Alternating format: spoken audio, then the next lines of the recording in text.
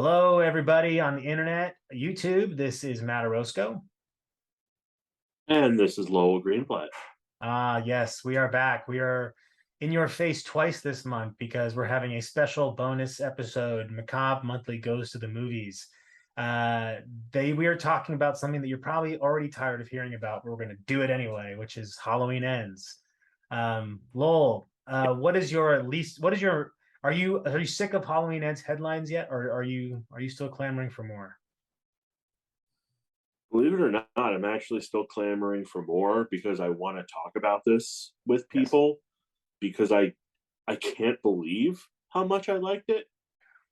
Like it was just sort of like Michael Myers Evil. It's just sort of an evolving thing that happened to me while I'm watching the movie where I'm like, are they really doing this? Oh, they're doing this. Oh, this works. Does this work? Does anyone else think this works? And I thought it worked. So I mean, yes, I'm the actually kind of happy to see happy reactions to it. Yeah, there does. I mean, I don't know. No film divides the horror community much like a Halloween film, it seems. And so I'd be interested to hear. So you said you liked it. I want you just to, in one Mm. word, how would you describe it? Bold. Bold. Okay. Yeah. Um, Also, can you hear the noise outside of my room? Because I can hear it. I don't know if you can. no. Okay, never mind. Yeah. Uh, Bold. bold. Okay. Well, for better and for worse, bold. I think I would go with the word audacious. Similar, if we're using a thesaurus here, Mm. we're tap dance around the Yeah. same lines. But yeah. So when you say bold, what do you mean? Like what makes it bold for you? The fact that it comes after Halloween Kills, well, I mean, for a lot of reasons. The fact that it comes after Halloween Kills, which is like maybe like the Uber slasher movie of the past few years because it's just Michael Myers tearing a path through people. Yeah. It's basically a Friday the 13th film, but like on crack. Um, Bold because it's Jamie Lee Curtis's last film as Laurie Strode, and bold because it's the last in a planned after the first one horror trilogy that was kind of unheard of at the time, and we're all kind of like, where's this going to go? And also bold for, you know, for not, I mean, this is kind of the marketing's fault, and the marketing has a lot to answer to. But also, how could they possibly do their jobs with this movie? Um, but also bold because it's like you think it's just going to be the showdown with him and Laurie. Now, obviously, you can't have a movie long fight, so it's like, what is this really going to be about? But also, with some distance to from it, it becomes abundantly clear that David Gordon Green, for better or for worse, knew exactly what he was doing. And like when I think about it afterwards, like how it connects to the other films in the franchise in David Gordon Green's trilogy, and how it speaks to the overall franchise and Final Girls in general, like I'm like, God damn, he kind of did it. Not a perfect landing. I mean, maybe like a rear wheel fell off the plane on impact, but it landed, I don't know. and I think for the better. I might say half the plane fell off mid-flight. I mean, I think, but I say, That's fair. I say, yeah. I mean, I think what's interesting about this is I think we're going to come at this from two different angles. One where mostly satisfied, mostly Mm-hmm. dissatisfied. Yeah. And I think when I say audacious, I kind of echo what you say, but in almost the opposite, in that I Mm-hmm. don't think David Gordon Green, because the qualifier of a planned after the first trilogy is After the almost first movie. it's almost, but Mm-hmm. it's I almost think that this is a trilogy just because there's three movies, not because there's any actual connection between them. Like, sure, there's a through line with the story, Mm-hmm. but tonally, and I mean, it's kind of like Jelly Belly. Like you can go in there, they're all jelly beans, but they all taste different. And so I know that this is like Halloween because there's Halloween stuff in it. The first two being far more of a traditional Halloween movie than the others, but it's audacious to kind of take such a sharp left for without seeding that at any point throughout at any other Hard time. disagree. And Anyway, sorry. I'm just but but it's odd, but it's like it's audacious to say like, and I don't want to use people's interviews as like talking about what kind of movie they want to make as the output, because everyone still wants to make something that what they start out with, and then what it gets made is a different thing. So I know that he wanted to make a Christine style movie, but like then make Christine, but like it's audacious to kind of try and blend those two together. And it's not necessarily that it's a bad idea. Like it's not like the concept is a bad one, but it's a really audacious move to take Michael Myers, who already has been like, I think Michael Myers gets away as a horror icon for a lot of like mediocrity and also almost badness, because how great like a handful of the movies really are. Like I love the Halloween franchise, love them, but I also know that my love for them is based off of like just my own preference more than like the quality of the movies overall. So knowing that there's this ground you're shaking already, and you kind of did it already with Halloween Kills, but now you're going to kind of just say, all right, well, if there's three options, one of them is the safe one, the other one is a crazy idea, the other two are crazy ideas. Like, let's just go with the crazy ideas, no matter what. And not all of it doesn't work, but a lot of it isn't earned, and that's the part that like is so. The audacity to me is like you didn't earn a lot of the swings that are taken because you didn't. It just feels like this is what I'm going to do right now. Like now we're going to make this kind of movie. Like we made a big old action slasher movie. Now we're going to make this pseudo supernatural slasher movie, which has, it's not like it hasn't been done before. It just hasn't been done with a character like this, except for when Jason Goes to Hell. And in Jason Goes to Hell, people have to literally eat the heart of Jason Voorhees. So the transference is at the very least ridiculous, but also highly entertaining to watch, as opposed to, looking someone lovingly in the eyes and then having a moment. So anyway, you disagreed on something, but so you think this was all planned out and seeded before in the previous movies. So what am I missing? Because I'm not going to say I'm right. No, and I just have to say, if you don't like this movie, I'm not going to fight you. Like, Yeah, I of mean, course. it's okay to like a movie, but like, I'm not going to sit here and be like, you're crazy. This is brilliant. It's great. I understand if things don't work for you, It's not the but hill to to die on. me, yeah, to me, I sort of saw what they were doing. Um, I don't think when David Gordon Green made 2018's Halloween that this is what he had in mind. I don't think they ever really thought of a sequel until they were done with it. But I think it's like the Back to the Future thing, where like 2 and 3 come afterwards after the initial thing, and I think over time, as the Green trilogy like lives in our libraries, the three films will react very well together. I mean, I still don't think there's a better Halloween ending to a Michael Myers film than 2018.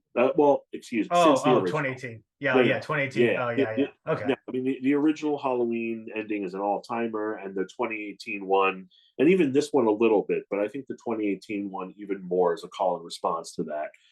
Though I did like this one. Um, the thing that really, really spoke to me was I don't think it was just them being like, hey, we really like Christine. We got to, please Papa John Carpenter, not Papa John racist. I really like something, and there's a through line through this whole thing, and it is the poison cloud of Michael Myers.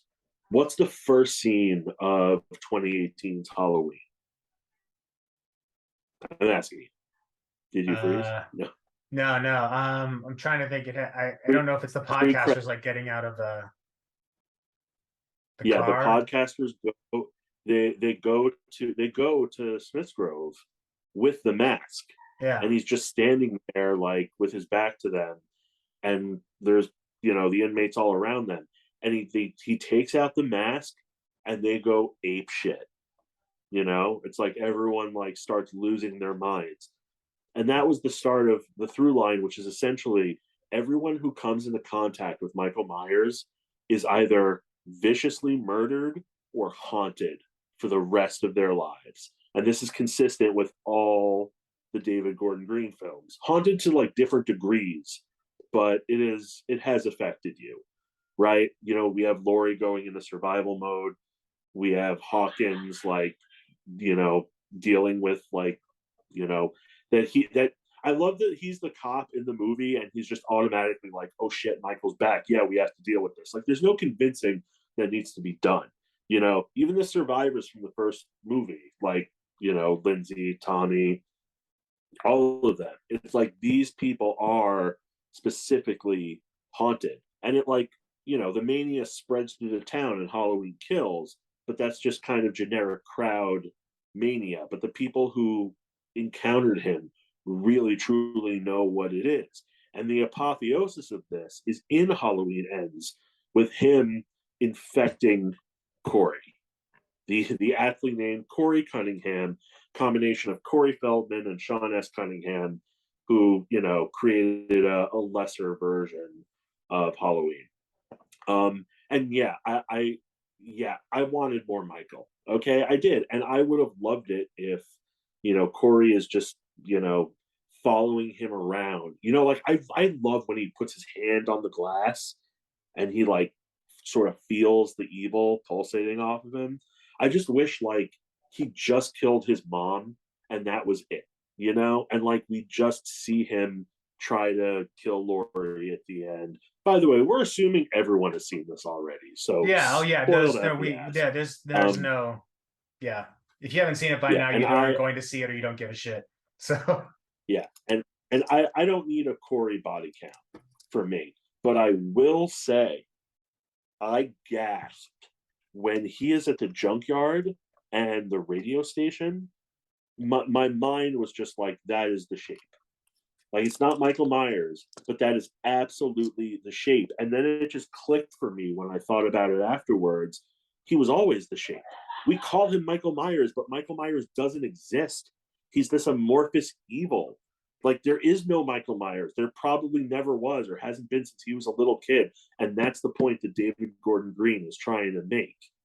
It's like, it is him. That is the evil. So basically, it's like he sat down and watched Jason Goes to Hell and Friday Part 5 and said, what if this was good? And this was the answer. I mean, I think that it's everything you're saying makes sense. But the fact that it requires that much explanation for there to be some semblance of cohesion, to me means that this was just like sloppily connected together as like a trilogy, when really what I think was happening, I look at it this way. The first Halloween, 2018, was essentially, let's make an updated version of Carpenter's original. Let's do that. Let's take all the things that worked about the original Halloween, apply the sensibilities and technicality of today's filmmaking, and then put in David Gordon Green as kind of, I'm going to give him an auteur tag only because he does have, and I'll get to this in a bit, we talk about the characters, like he does have him and Danny McBride have a way of presenting people and things that is consistent across almost all of the work that they do together. So he makes this like, and I think you're spot on that this was not planned to be a trilogy of any cohesion, really just, we're going to make a kick-ass Halloween movie. And they did. And that while some people didn't like it, the majority of people did, especially Halloween fans who are, you know, notoriously easy to please, right? So and people generally accepted it because it was a damn good slasher movie, but it also happened to be a damn good Halloween movie. And then you get to Halloween Kills, which is like, all right, everyone likes this thing. And what does every sequel do? It's like times two everything. More body count, more violence. And everything. Yeah, more absurdity. So it like takes all these characters. Like weapons you have to actually like plug in to use. Like he becomes Jason and Leatherface together. Yeah, it's just and it's just like, okay, let's double down on that. And then what you lose in that is that now Michael Myers is essentially Rawhead Rex. He's just terrorizing people and he's this close to pissing on a priest. Like he doesn't give a shit, and he's just a machine of unstoppable. And like it's like we're gonna make a sequel that is so violent that we have to, and like, but in order to make a sequel to just a body count, you have to put some plot in there. So we get this like really meandering sentiment around groupthink and mob mentalities that is totally, again, unearned. It's just like, oh, all of a sudden people freak out about Myra Myers. This didn't happen in the 70s. Why is it happening now? No, because they caught it because he didn't kill him. He killed a few people, and they caught him right away, and no one really knew what was happening. But now he's like, Mike about town, I mean, and I he's just like think, running over sheriffs, even though they're living. Well, that was Sartain, but I mean, yeah, these it's things it's just, more of a splash. He's and like, stealthy in the original. I mean, but I get that this is like this is David Gordon Green's Haddonfield, right? So like that's the part that I have to accept when I watch these movies, is that this isn't Carpenter's Haddonfield. This is Yeah. David Gordon Green's interpretation of Haddonfield if it were to age. Mm-hmm. And so you have to buy into his way of viewing the world and the people that inhabit it. And so in his world, you have these extreme characters who just act on whims that no people would really do. Like no sane person would just start a mob to chase down Michael Myers, who notoriously is can't, like, people at this point know, like, he can't be killed. And I'll get to the whole not be killed part in just a moment, because Hold on, I'm gonna back you up real quick. Yeah, an insane person like Tommy Doyle, who's in a state of arrested development. You ever notice that like the people who survived from earlier films never left Haddonfield because they're traumatized? And I know trauma's like, the big Pee Wee's Playhouse buzzword, but like I will say, like how a mob formed in Halloween Kills, I bought it. I I, totally bought it on Halloween night. There, it's not. no one wants to admit, oh my God, I'm afraid this is going to happen all over again, and I have to stop it. And they infect other people. But That it's I not got. that they Even didn't if do a some people bad job. It's not that they didn't do a bad job selling it. It's just I that it's keep the it wrong. rough. Yeah. Well, it's the wrong thing to sell. Like it's like what makes Haddonfield and Michael Myers juxtaposition is that he's disrupting like Americana. He's terrorizing any Mm-hmm. neighborhood to USA, and like Haddonfield isn't anywhere in the USA anymore. It's become this fucking war zone. Like, and while we saw that through things like some of the social unrest riots that happened, like those occurred for very much wider and broader reasons. So this attempt to try and contain some of that into this kind of way of thinking of a small town, it just, I don't know, it that's what he did in the second one. He makes this big ass sequel, but you have to create a plot, and that now we're going to make three of them. So this movie is absolutely meaningless because it's only, that Michael Myers isn't going to die. Yeah, there's heavy middle movie syndrome with Halloween Kills.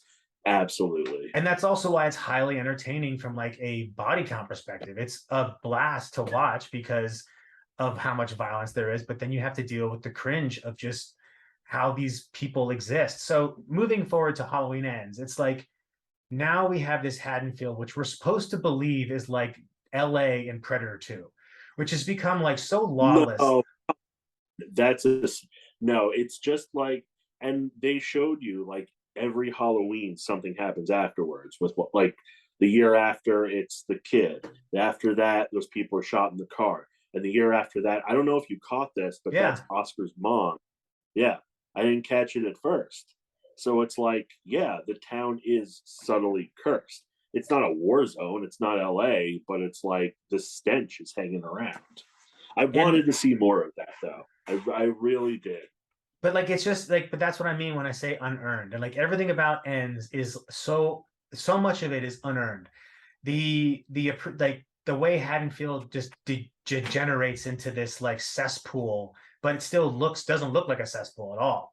We only get like the only thing that's cesspool like is the under the bridge motif of our homeless person living down there, where Michael Myers is living in a tube. So like we have this like we just there's this, it's not lining up. And then there's so much about Jamie Lee Curtis and the Laurie Strode character. Like, listen, people heal in their own way, but everything about it just feels like now we're going to put this other character in, and now we're going to give this guy the star of the show. And like, I don't think that it's a bad idea. I just think that the trajectory of the films, like you could have come off of Kills and just made like, here's how we're going to trap Michael Myers. Like, here's how we're going to like Lost Boys Michael Myers essentially. to a point where like we it's essentially like a, Home Alone meets Halloween. Like there's so many different directions it could have gone that would have done service to what was already kind of tone set, and also wouldn't have just deviated so far away from something that wasn't established at all. Like if we would have met Corey in Halloween Kills, I would buy some of this connection. If we would have met, like, if the Yeah. idea that the idea that, because they don't call him the Shape that much in this trilogy, they just refer to him as Michael I don't think they Myers, call him the Shape in any movie. He's only the Shape in the credits, really. and like Otherwise, he's Myers. yeah. So like Yeah. if the idea that evil is not exclusive to Michael Myers is the thesis, then like why is Michael Myers relevant at all in any other movie? Like to me, it's like there is just so much about this that if you would have done a better job setting the table, I would have loved to have eat it. But instead, it feels like two movies that had to become one, and in the process of doing so, lost probably great parts of each side to make it like cake and eat too. So like David Gordon Green wants to make his Halloween movie, and he's going to sell it to everyone at Blumhouse, and they bought it, right? And like, but then there's like, you have the reality of like when you're making a franchise film. I mean, there are expectations, better, good, bad, worse, and toxic. Like they are there, and if you want to do yourself, I mean, again, he's making his movie. And I want to say, I do not hate the movie. I don't think it deserves near as much of the kind of hate that gets thrown at it, and it's definitely not the worst Halloween sequel. But I can Oh no. understand the whiplash. Like I think that what people are feeling from it is the whiplash of like, Yeah. what was that? And that level Oh of yeah. hype. When even as I'm watching it, I'm like, man, people are gonna hate this. Yeah, and like it's not Like again, it's not. you know it's gonna be. Yeah. And the care. And one thing I'll want to say about to move this to the characters is like so much of this rests on the fact that I just can't buy how uneven these characters act in this world that they've created. And I forget Laurie's daughter's name off the top of my head. Allison. Allison. Allison. She has the most absurd turn of all the characters because it's just like so fast. Like all of a sudden, like I almost wanted her to become the one who starts to like get close to Michael. Like if you would have switched her and Corey around, and like that would have Mm-hmm. made a little more sense to me because she's so close to the trauma that is Michael Myers that like you could almost see this like reversal because she has a psychotic break or something. But you get this like these characters who just like Corey and the bullies of Haddonfield, like he just no one ever gets that unlucky. Very few people in this world are bullied as consistently and regularly as fucking Corey Cunningham is. And it's just so weird that he's the ire of everybody for this reason that, to be quite candid, most people wouldn't really remember aside from, oh, there's that Corey. His life would be ruined. But remember all the people that are rapists and school shooters whose names we forget every single year? This guy wouldn't fucking matter. And so the fact that he would be so targeted, like these characters just don't exist in a reality that's set up, and they're not consistent from movie to movie. So it's like the way Laurie acts here is like, I'm happy for her, like good for her, but I just don't buy that like she's healed after her like Michael's on the loose and her daughter just got murdered by him and she's okay with that. Like, now I'm okay. Like that's what I mean. It's like you have to give me. Well, Yeah. I know, and I wish there was more scaffolding. And it's funny because I haven't done this in a long time. I'm reading the Halloween Ends novelization now I've heard because it's about that. written by one of the co-writers of the film. So And it's it like usually there's has stuff stuff that's like cut, right?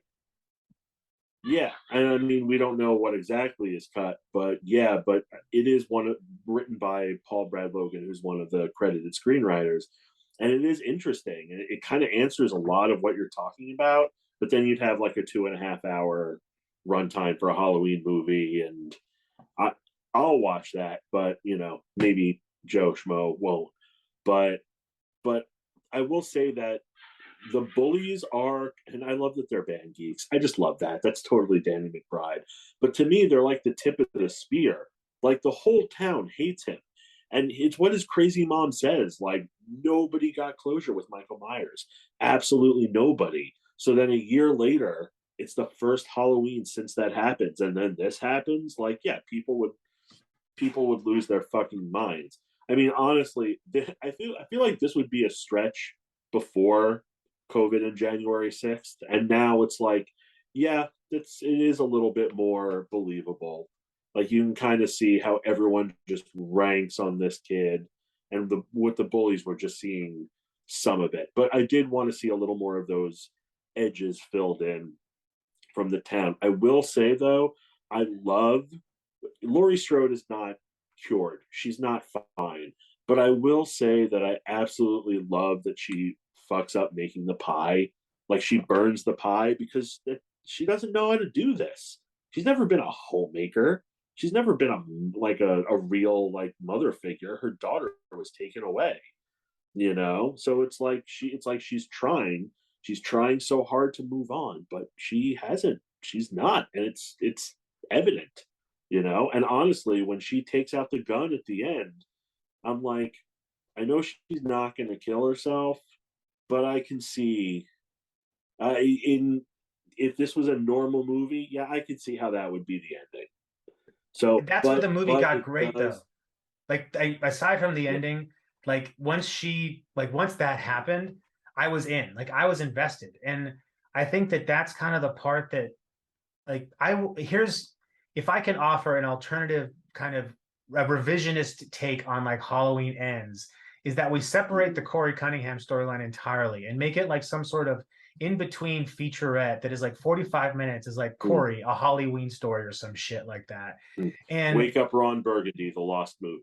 yeah, exactly. Yeah. Like good morning, Mhm. Haddonfield. My name's Corey. I'm here to kill you. Like just something that Yeah. like offers up some a complete story and then maybe sets this thing up because if you're going to be consistent across the like that's the part that irks like I think that the part that irks me and maybe it's putting into words how others might feel is that like this it doesn't it's like you're doing what you want, which is great, good for you. But at the same time, like you're doing this with a franchise that a lot of people really want to see something interesting come out of. And like if you want to make a different take on that, like I see that a lot of people that enjoy this also don't love slasher films, which is like don't love like all slasher films. Like it's just like I think Mhm. there's a discerning eye that appreciates Halloween Ends because it subverts slasher genre almost entirely in so many ways, and then kind of Totally. adheres Mhm. to it when it has to.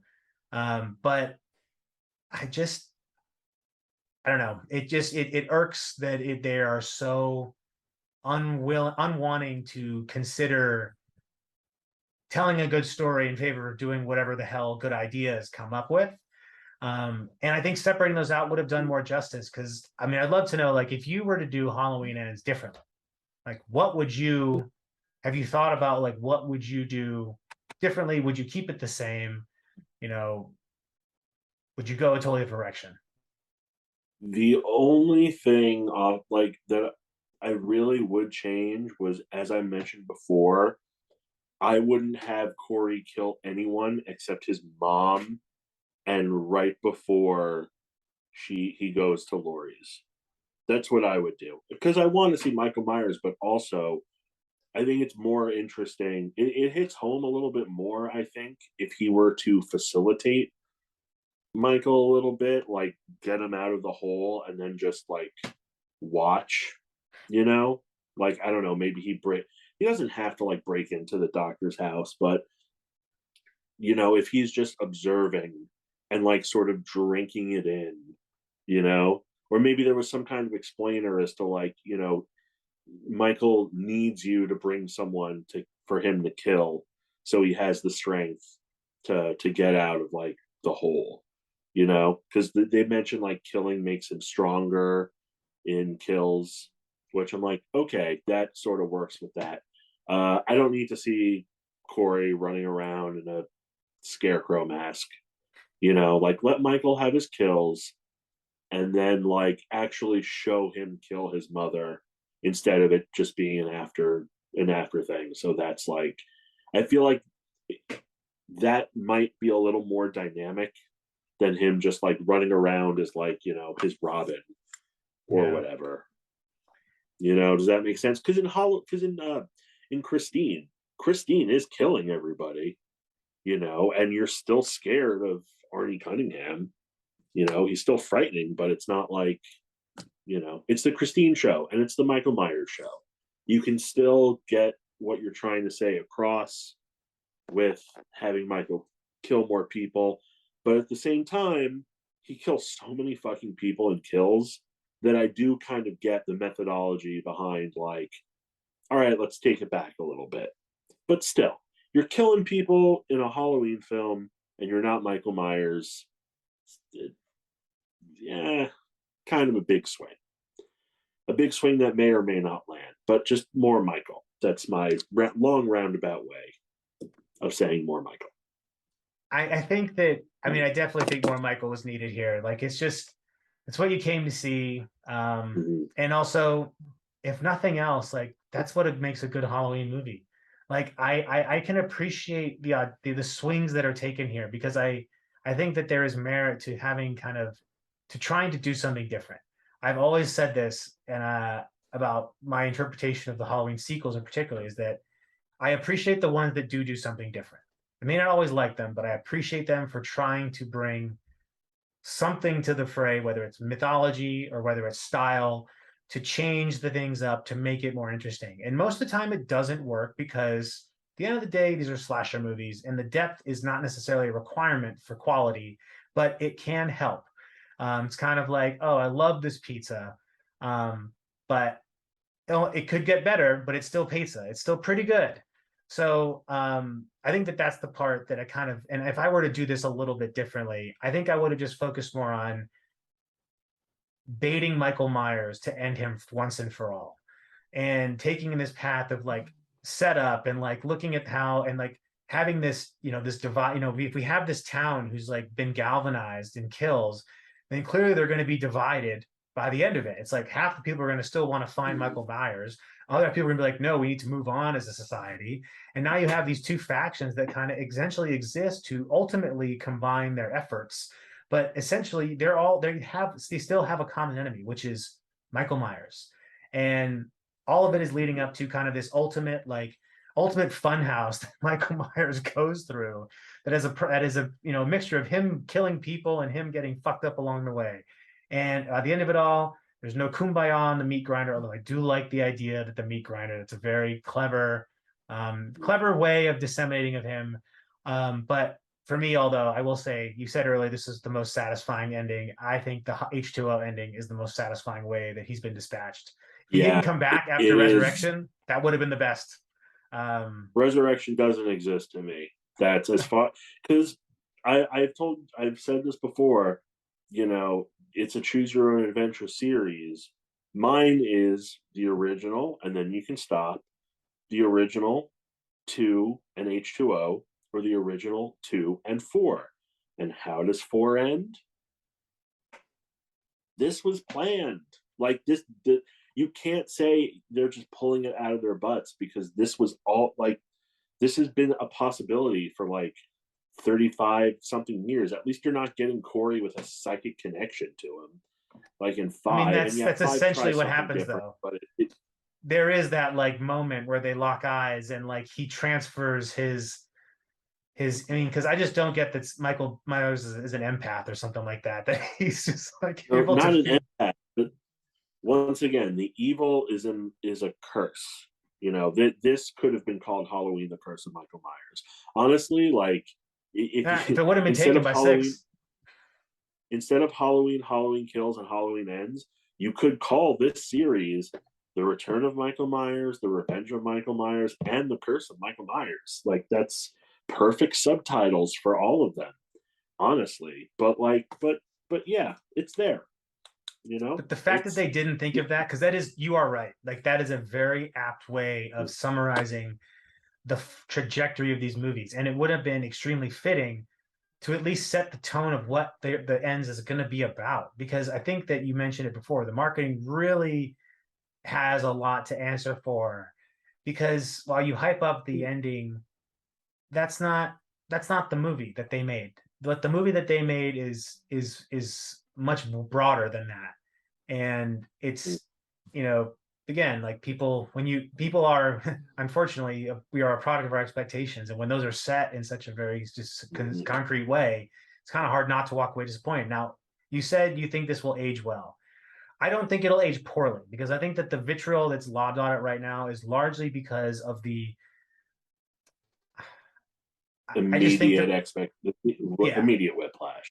yeah, like I think it's just a lot of like, I mean, because even like I'll even admit, like I think Kills is it's still not a great movie, but you can rewatch it, and it isn't boring. Yep, Now Ends I think is true. much more of an investment in that if you really can't get behind the story, it's going to be hard to revisit. But there's going to be people like, and I don't think it's ever going to reach the Halloween 3 levels of cult status where it becomes almost unanimously loved. And from going from Got that most font hated, though. yeah, well, that Yeah. that's another part. I meant to say this. There's so much winking at the fucking audience in this thing that I would thought that someone was having a fucking stroke.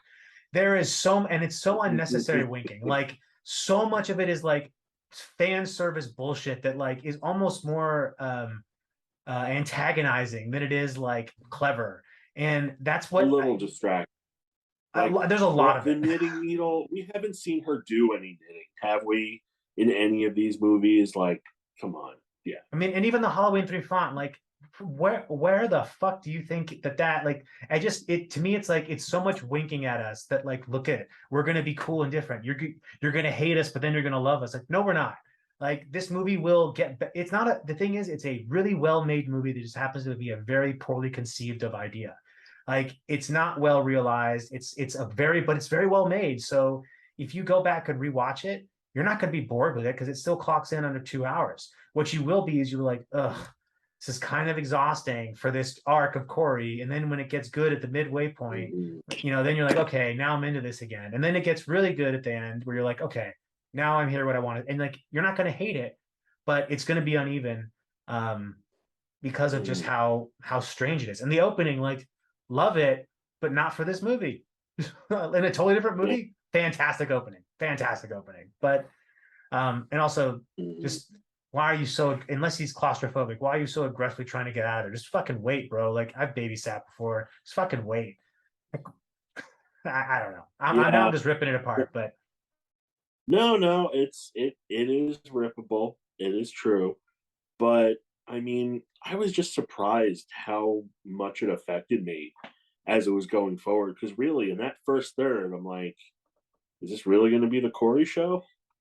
Am I really strapped in for the Corey show? Is this the direct to video Halloween sequel that they were going to make until Jamie Lee Curtis came back to do H2O?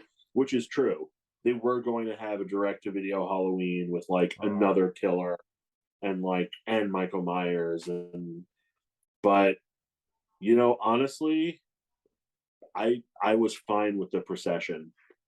For the movie that they're making, for the town to come out and see the body destroyed, that fits. That yeah. works. And I love the line, "Evil never dies; it just changes shape." Like that's great, and it's a great encapsulation of what they were trying to do. I thought it succeeded.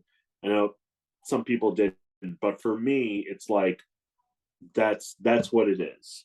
That's where it's going. I don't care about her writing her memoirs and the voiceover. Let her go see the cherry blossoms. Fuck it, But to me, I saw what David Gordon Green and company were doing, and I respect the landing. I respect the following through. And like there was, it's funny, there was a slightly extended ending of Halloween Kills from what we got in the movies. Do you know what it is?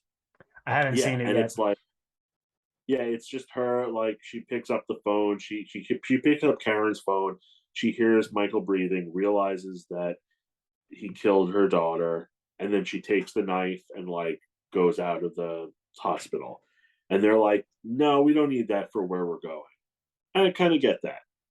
I get that. And, it's not the Halloween movie we want, but it's maybe the Halloween movie we deserve to take from another franchise.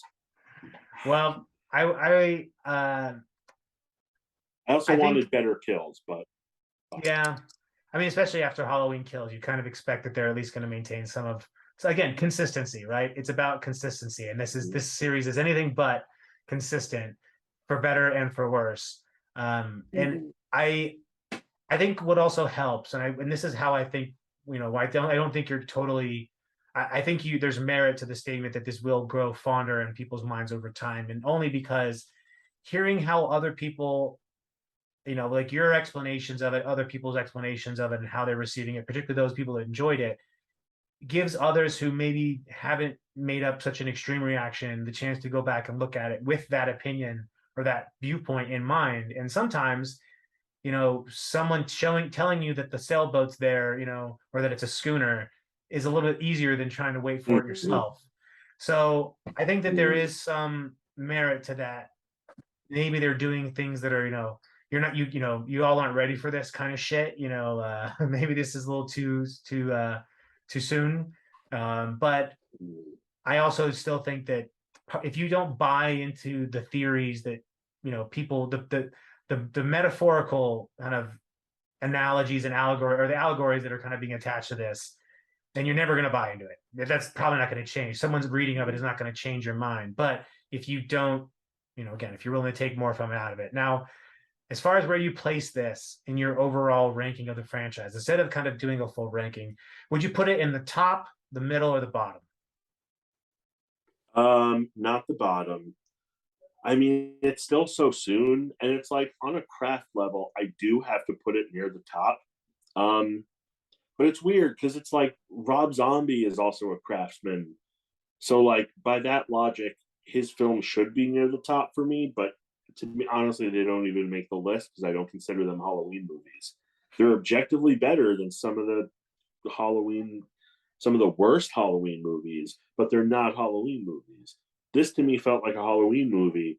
So I'm going to say top middle. I think I would rank it third out of the three David Gordon Greens, but it How may would you rank switch the with full David Kills. Gordon Greens? Numerically, the first one is absolutely the best. Halloween 2018. Um, I have a feeling Kills and Ends will flip for me over time, but Mm, as of now, I am putting it third because Kills just has a fuck ton more Michael, and bonus points for the Loomis and Kills, which is yeah, just that's a magic trick. That's yeah, like my wife and I gasped when we saw that, and it was just prosthetics. It's not even CGI. yeah. Like And my that's what I mean, though. Like that isn't a good example. That's an example of them taking, like, that's a perfect example of not winking, but genuinely like showing how much you loved that movie, is by like recreating that scene in such a way that is not only authentic to the tone of the film that's 30 plus Mhm. years past, but also you found an actor that you can do up with enough makeup without doing the CGI, Robert De Niro Irishman Mhm. de-aging face or He whatever. wasn't even an actor. He was like a carpenter or something on the movie. And Like like he that's was like a great. union guy. Yeah, Well, it's now he's awesome. a SAG after guy, so he's a double union guy, I'm sure. But like, he's like, there's like that's a really good example of like love and care being used to create something genuinely compelling and interesting, but also additive. So I wouldn't put this in this is top bottom for me, only because I think that my the way I like my Halloween movies, like everyone like prefers their steak or meat cooked a certain way. The way I like a Halloween movie is like I like them with my Michael. I like some weird family connection, and I like there to be some some level of consistency around just what we're here to do, which is like this is a movie about people trying to get away from Michael Myers because he's trying to kill them. Whatever you want to put around that works for the most part. um, but those are the things I need. You like the family connection. I mean, I guess it's like it's so baked into it you can't not talk about it. But man, it just kind of like I thought about maybe you could take it out of two, like two, and then like if it just didn't have that part, then Halloween 2 would be so much more highly regarded. I feel like, but I don't need the family stuff. And I'm telling you, go watch Halloween 5, go watch Halloween Resurrection, go watch either cut of The Curse of Michael Myers right now, and tell me that they are better films than Halloween Ends. But see, I'm not Me, looking at it, and okay, I it's know you're going to say better Michael Myers film. no, What? but I'm gonna say like like I'm not. If I was looking at these technically, it would be a lopsided ranking of movies because I might even put like, well, I mean, Halloween's going to be number one, but if you're looking at technicality, I mean, there's a lot you could argue that Halloween 2018 offers that Halloween 79 works because it's just a simple film. It's like fried chicken. It doesn't need to be done more than it's pretty. Just get it right, and and Simple recipe. it's simple recipe, that's it. But I think that I'm not looking at these technically because anyone can make a technically good movie, but it has to be entertaining and worth wanting to revisit. And to me, like I wanted to revisit Halloween Kills sooner than I wanted to see Halloween Ends, only because I feel like I got everything I needed out of Halloween Ends by seeing it once. I'm like, I don't know if right away I'm going to need to see anything else. Whereas like in Halloween Kills, I'm like, I feel like I just saw so much stuff that I think I missed something. And I didn't miss anything. It Halloween was, Ends is better on a second viewing, I will say. I will give another watch. But like, and I've never really felt this until David Gordon Green's Halloween movies, but fuck the family connection. Like the whole point is that the shape doesn't have a sister. Evil doesn't have a sister. It's just evil. Like that But he had a was sister. never in the card at all. But he had a sister. See, the thing is like another younger sister. See, the thing that's so interesting about I think what makes Michael Myers an interesting character is that you can read him as someone who is not a person, you can read him as the shape, right? As someone who is just a personification of evil. But you could also read it as like a Jason Voorhees type character before Jason Voorhees, which is like this tragic kid who, for some reason, killed his sister. And we don't know if he's just totally psychotic or what.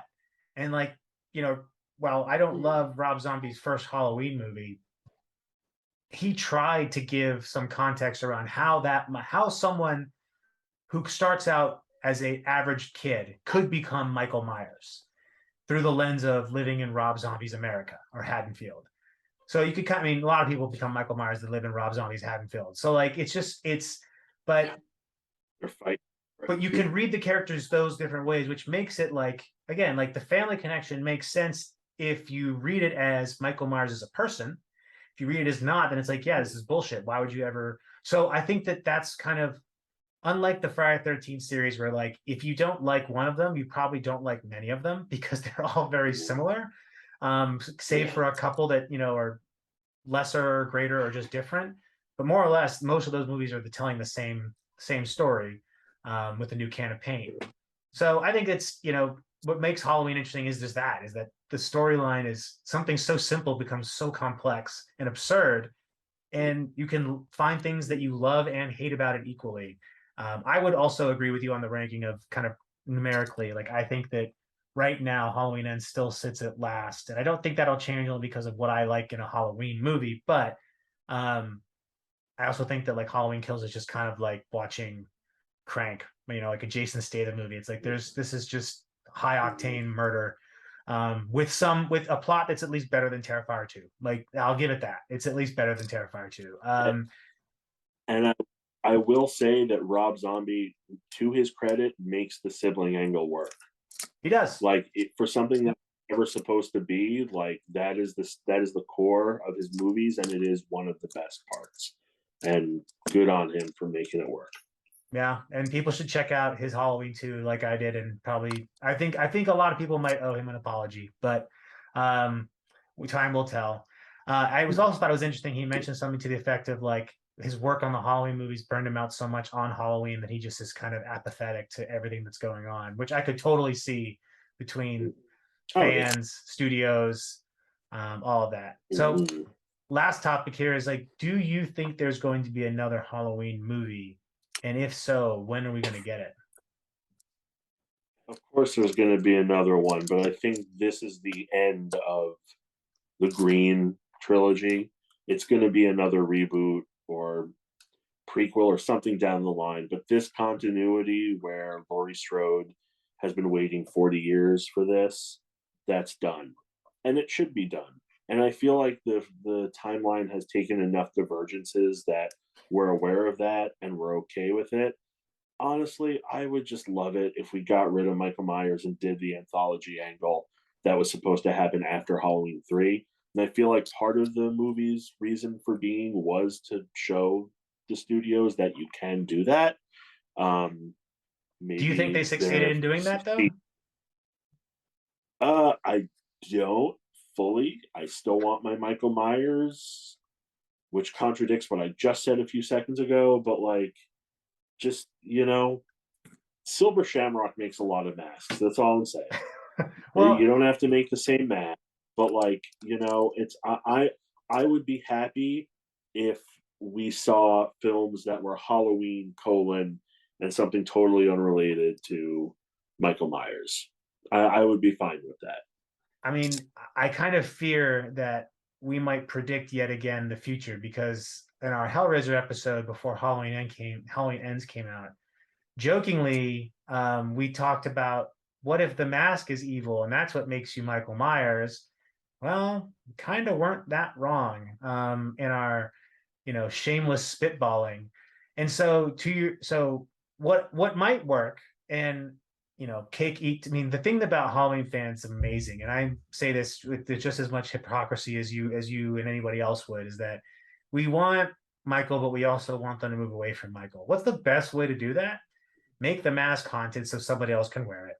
That's the best way to do it. You still have Michael Myers, or maybe they're going to do a Child's Play 2 where they melt down the Michael mask and then they make a new Michael mask, and now it's possessed by the shape evil. And then we get this amazing latex factory homage to Child's Play 2 because some Gen Z director is like, I saw Child's Play 2 changed my life. Now I want to make a Halloween reboot where we do the opening from Child's Play 2. So anyway, maybe that would be an interesting way to carry on the tradition without being beholden to a name.